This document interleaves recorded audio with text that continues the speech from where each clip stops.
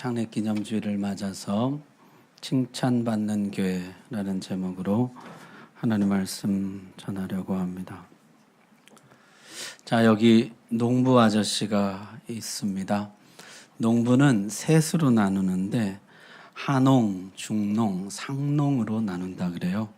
하농이란 농사를 짓기는 짓는데 게을러서 알곡보다는 잡초가 더 무성하게 농사를 짓는 사람, 그런 농사꾼을 가리켜서 하농이라 부른다 그래요. 중농은 부지런히 농사일을 해서 논과 밭에 잡초를 없애고 알곡으로 가득한 농사꾼입니다. 좋은 농사꾼이죠. 근데 그 위에 상농이 있는데요. 상농은 곡식을 가꾸기 전에 먼저 농사의 근본이 되는 땅을 비옥하게 가꾸는 농사꾼을 일컬어 상농이라 부른다. 옛날 농촌에서는 혼사를 맺을 때, 결혼을 할 때 상대 집안의 논밭을 먼저 둘러보고 혼인을 할 것인지 말 것인지를 결정했다고 합니다. 그 집안이 가꾸는 논밭의 잡초가 무성하면 하농 집안이라 여겨서 혼사를 피했다 그래요. 상농은 가을에 추수가 끝나고 나면 다음의 농사를 준비합니다. 이랑을 깊이 갈고 두엄을 넉넉히 넣어서 흙을 가꿉니다. 다른 농사꾼들은 농한기라 그래서 화투놀이를 하고 윷놀이에 열중하는 동안 상농은 농토에다가 흙의 힘을 북돋아주는 일에 열심을 다합니다. 그렇게 땅 힘을 가꾸어 놓으면 그 다음의 농사는 이미 성공한 농사인 것이죠.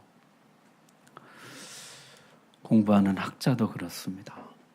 하학이 있고 중학이 있고 상학이 있다 그래요.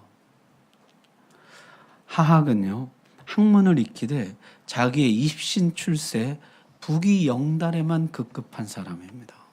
이런 사람은 오히려 자기가 공부한 걸 가지고 다른 사람을 해롭게 합니다. 중학이란 학문을 익혀서 남을 해롭게는 하지 않지만 자기 유익을 위해서만 학문을 쓰는 사람이에요. 상학은 학문을 익혀서 사회 발전에 기여하고 이웃과 나라에 큰 유익을 주는 학자, 그런 사람을 상학이라 부른다 그래요. 오늘 우리 어린이들, 중고등부 학생들 같이 예배 드리는데 공부 열심히 하고 있어요? 하학이 되지 말고 상학이 되어야 됩니다. 열심히 공부해서 다른 사람을 유익하게 하고 나라를 유익하게 하고 그런 사람이 되어야 되는 것이죠. 그런데 교회에도요, 하교가 있고 중교가 있고 상교가 있어요. 하교라는 것은요, 교인들이 세상 욕심을 쫓느라고 정작 진리와 사랑에는 무관심한 교회입니다. 주님의 진리가 무엇인지, 주님의 사랑을 어떻게 실천해야 되는지 이런 데는 아무 관심도 없고 오직 세상에서 잘 되는 거, 그런 데만 관심이 있는 교회, 하교예요. 중교는요, 교인들이 진리와 사랑을 추구하기는 하는데 그게 자기 자신, 자기 가정, 자기 교회 울타리를 넘지를 못해요. 자기 안에서만 신앙생활을 열심히 하는 교회, 이 중교예요. 상교는요, 교회 안에 진리와 사랑이 차고 넘쳐서 담장을 넘어가지고 나에게서 너에게로, 우리 가정에서 너희 가정에게로, 우리 교회에서 이 세상으로 흘러가고 나눠주는 교회입니다. 여러분, 우리 교회는 어디쯤 있을까요?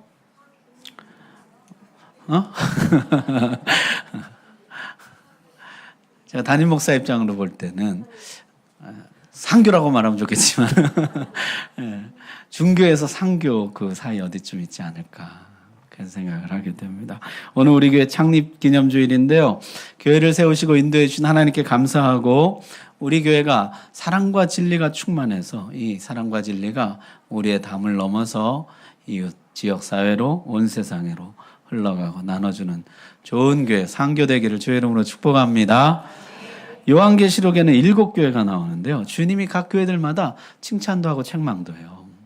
주님은 교회를 볼 때 어떤 점을 칭찬하고 어떤 점을 책망할까요?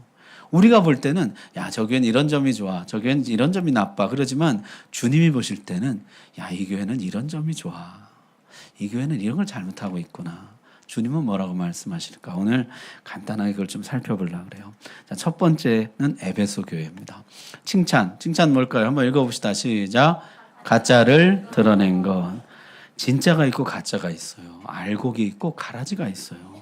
그런데 이게 구분이 잘 안 돼요. 에베소 교회는요, 가짜가 들어오면 금방 가짜로 들통이 난다는 거예요. 왜냐하면은 여러분 다 흰색인데 검정색이 들어오면 금방 티가 납니다. 그런데 다 회색이고 어두운 색이면요, 검정색이 들어와도 잘 표가 안 나요. 이 교회는요, 모든 성도들이 진리를 추구하는 교회이기 때문에 진리와 조금만 어긋나면 금방 표가 나는 것이에요. 모든 성도들이 하나님 말씀이 뭐가 진리일까? 그걸 너무너무 열심히 연구하고 그 말씀대로 살려고 해요. 그러다 보니까 거기에서 조금 이상하게 잘못된 복음이 들어오면은 금방 들통이 나버리는 것이에요. 가짜가 들어와서 숨을 수도 없고 발붙일 수도 없는 교회였다. 그게 주님 칭찬이었어요. 이 교회는 책망도 받는데요. 책망은 뭐였을까요? 같이 읽어봅시다. 시작. 사랑이 식은 것. 너희가 사랑이 식었다는 거예요. 처음만큼 사랑이 있지가 않아요. 가짜를 색출해내는 것도 중요하지만은 주님의 사랑이 넘치는 교회가 되는 것이 중요한데, 그만 이 교회는요, 너무 가짜를 진짜냐 가짜 이걸 따지다 보니까요, 정작 중요한 사랑은 놓쳤다는 것이에요. 사람 마음이요, 참 이게 진짜냐 가짜냐 여기에 너무 집중하잖아요. 그러면 자연히 사랑은 줄어들어요. 그래서 그걸 분명히 구별하면서도 사랑도 놓치지 않는 거. 이게 정말 주님 좋아하시는 교회라는 거예요. 자, 그 다음에 나오는 교회는 이제 서머나 교회인데요. 이 교회 칭찬은 무엇입니까? 읽어봅시다. 시작. 고난과 가난에도 신앙 지킨 거. 이때에는요, 예수님을 믿으면 집에서 쫓겨나기도 하고 회사에서 쫓겨나기도 하고 재산을 다 빼앗기기도 하던 시절이었어요. 그래서 고난도 많고 가난도 겪었어요. 그런데도 신앙을 버리지 않았다는 것이에요. 무엇보다 신앙이 중요하고 예수님이 소중했기 때문에 예수님을 얻기 위해서는 다른 것은 다 그 다음이었다는 거예요. 그걸 다 희생해서라도 나는 예수님을 놓치지 않겠습니다. 그런 믿음이 있었다는 거예요. 주님이 칭찬합니다. 이 교회 책망은 뭐였을까요? 이 교회 책망은 없습니다. 책망이 없는 교회예요. 칭찬만 받은 교회. 고난과 가난 가운데 주님을 놓치지 않고 그 믿음을 지키려고 애썼던 서머나 교회 주님은요, 칭찬만 합니다. 이들을 격려하고 위로하고 소망을 주기 원했다는 것이죠. 자, 그 다음 나오는 교회가 버가모 교회예요. 버가모 교회 칭찬은 뭘까요? 같이 읽어봅시다. 시작. 큰 핍박 중에도 신앙 지킨 것. 이 버가모라는 동네는요, 아주 우상 숭배가 심한 도시였어요. 목사님이 지난번에 네팔에 갔는데요, 네팔은 힌두교인이 87%래요. 하루 종일 동네 마이크 스피커 같은 데서요, 힌두교 주문 같은 게 나와요. 낮이고 밤이고 나와요. 87%나 되는 국민이 힌두교인이라 그런지 아무도 시끄럽다고 말하는 사람, 항의하는 사람이 한 사람도 없어요. 그를 하루 종일 틀어놔요. 밤에까지 틀어놔요. 밤 12시에 그냥 잠깐 끊쳤는데 나중에 알고 보니까 정전이 돼가지고 정전이 돼서 잠깐 끊기는 거 외에는 하루 종일 그걸 틀어주는 것이에요. 그런 동네에서 예수님을 믿는다는 것은 너무너무 어려운 일이죠. 그런데요, 그런 버가모 동네에서 이 교회는 예수님을 꿋꿋이 믿고 믿음을 지켰다는 것이에요. 심지어 이 교회는요, 예수 믿는다는 이유 때문에 잡혀가서 죽임을 당한 사람도 있어요. 이런 사람을 순교자라 그러잖아요. 심지어 이 교회는요, 순교자가 나왔어요. 그런데도 이 사람들이 믿음을 지킨 것이에요. 주님이 칭찬합니다. 자, 예수 믿기 좋은 가정 환경도 있지만은 예수 믿기 어려운 가정 환경도 있어요. 예수님을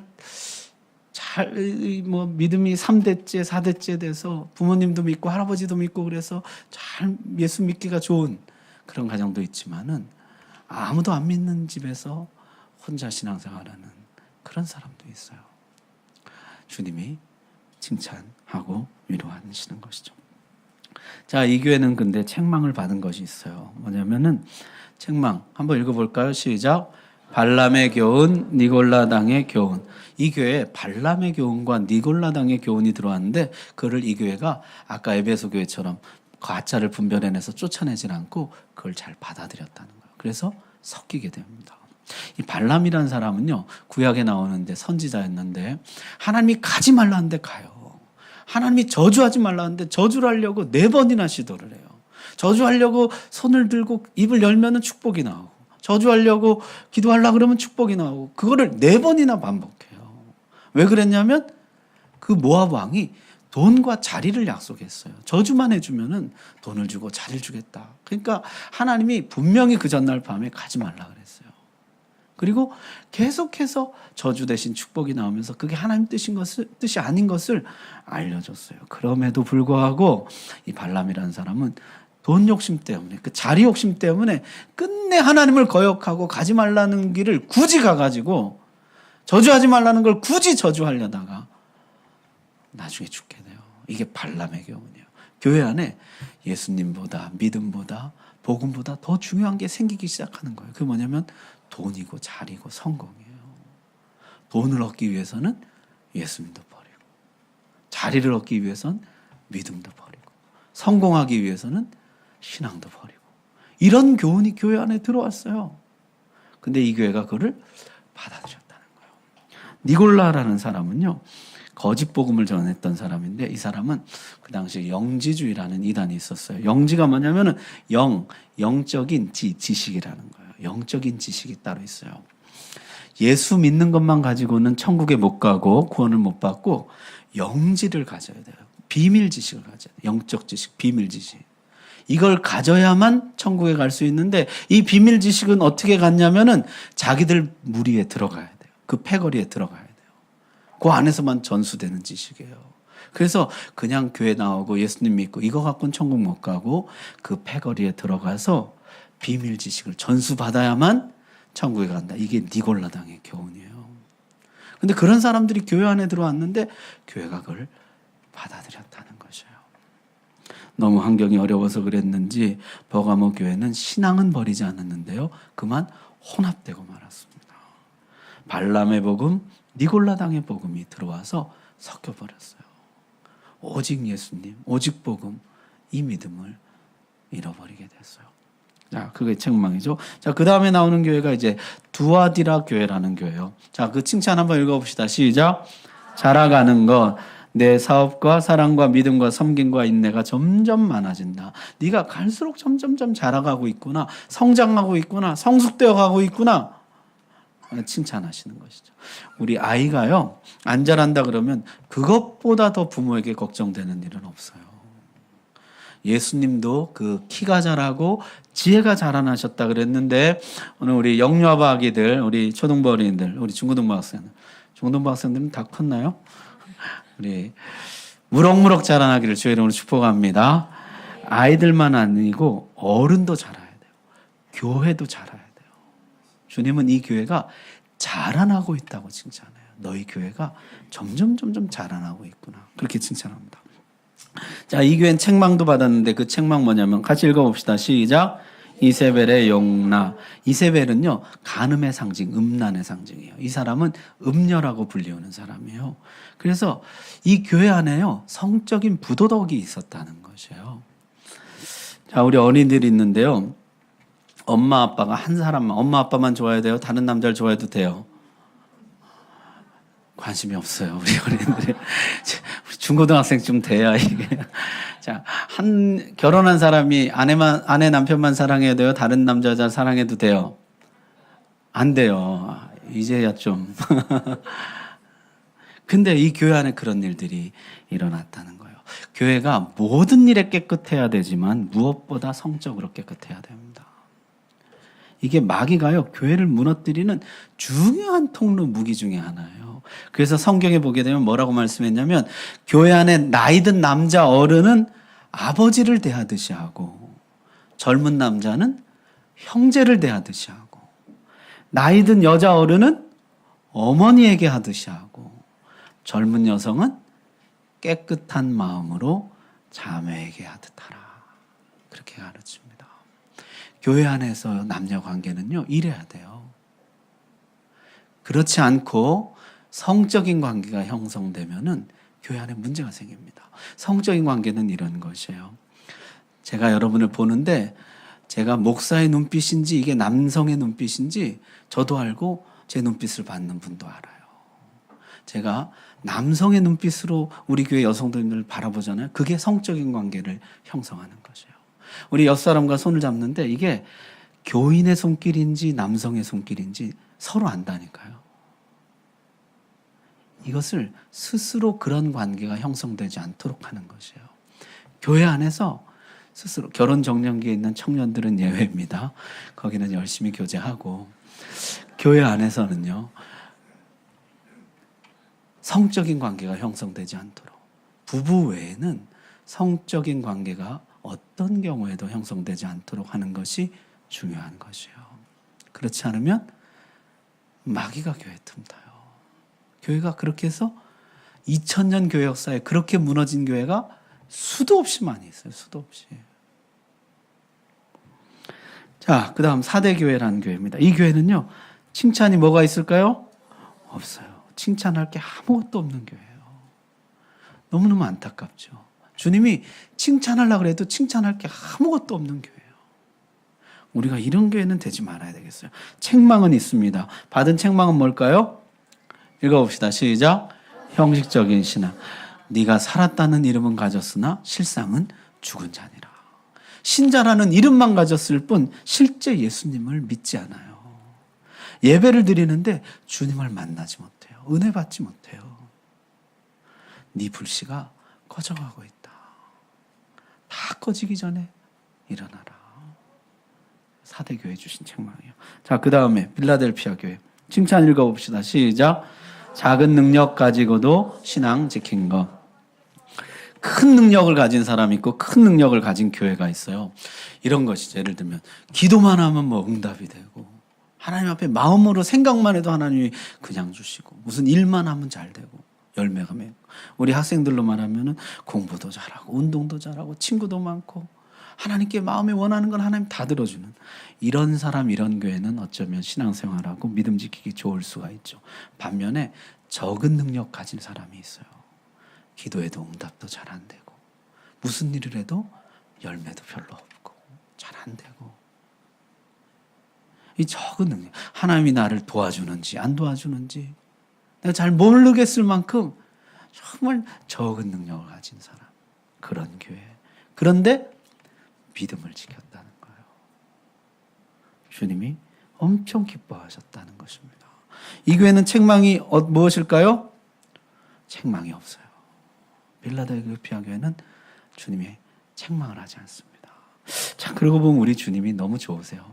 고난과 가난 가운데 어렵게 믿음을 지켜가는 교회 책망이 아까 없었잖아요. 작은 능력 가지고도 믿음 지키는 이 교회도 책망이 없어요. 주님이 이 교회들을 위로하고 격려하고 힘을 주고 용기를 주시더라는 것이죠. 자, 마지막으로 라오디게아 교회라는 교회입니다. 자, 라오디게아 교회라는 교회는요. 안타깝게도 칭찬이 없어요. 아까 4대 교회 칭찬이 없는 교회인데 이 교회도 칭찬이 한마디도 없는 교회예요. 주님 보실 때 칭찬할 게 아무것도 없는 교회예요. 책망은 뭘까요? 책망 같이 읽어봅시다. 시작. 회색신앙. 책망은요. 회색신앙을 가졌다는 거예요. 네가 차갑지도 않고 뜨겁지도 않다는 것이에요. 네가 하나님 믿는 사람인지 안 믿는 사람인지 도저히 분간이 안 가는 것이에요. 나는 이 세상을 하나님 만드셨고 하나님이 지금도 이 세상을 다스리고 계신 것을 믿습니다. 하나님 말씀이 진리인 것을 믿습니다. 그래서 나는 이 말씀을 내 인생의 기준으로 삼고 삽니다. 이래야 되는데 그렇지 못하고 나 하나님 믿습니다. 그런데 말씀을 안 믿어요. 세상을 기준으로 삼아요. 그래서 믿는 사람인지 안 믿는 사람인지 분간이 안 돼요. 회색 신앙이에요. 주님 책망합니다. 자, 지금까지 우리가 7교회를 간단하게 살펴봤는데요. 7교회가 받은 칭찬을 종합하면 한마디로 이것이에요. 읽어봅시다. 시작. 믿음을 지킨 것. 믿음 지켰다는 거예요. 어렵고 힘들고 뭐 적은 능력이고 환경이 나쁘고 핍박이 있고 심지어 순교자가 나오고 뭐 이단이 들어오고 별별 일들이 있었지만 끝내 자기 믿음을 지켰다는 거예요. 자, 이들이 받은 책망을 종합하면은 이것입니다. 읽어봅시다. 시작. 순전함을 잃어버린. 책망받은 것을 보면요, 믿음의 순수함을 잃어버린, 순전함을 잃어버린 것이에요. 아까 뭐가 들어왔습니까? 발람이 들어와서 돈이 교회에서 주인 노릇을 해요.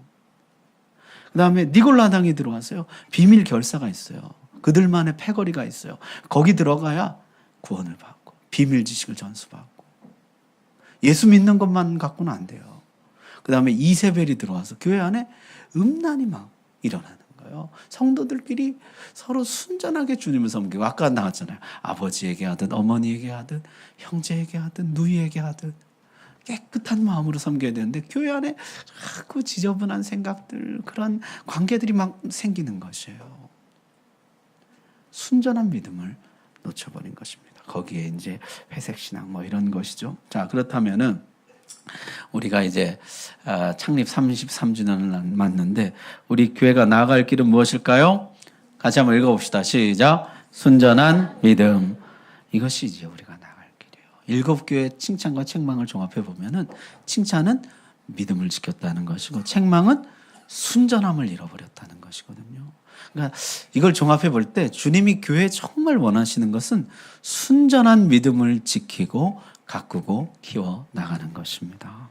이 혼탁한 세상에 정말 깨끗한 믿음, 이 성경에 있는 믿음 그대로, 이 믿음에 이제 사랑도 포함되어 있는 것이죠. 그 순전한 믿음, 신앙, 그걸 가지고 주님을 잘 섬기는 거. 거기에 뭔가 이제 다른 것이 섞여 들어오지 않도록, 세상 것이 섞여 들어오지 않도록 그걸 차단하고 막고 지키고 가꾸고 키우고. 그래서 이 혼탁한 세상에 깨끗한 맑은 물, 생수를, 교회 안에는 생수가 강물같이 흘러갈 뿐만 아니라 이것이 담장을 넘어서 세상으로 흘러가는 거예요. 이웃세계로, 이 지역사회로, 우리나라 방방곡곡에 세계 민족과 열방 가운데 생수가 흘러넘치게 하는 것.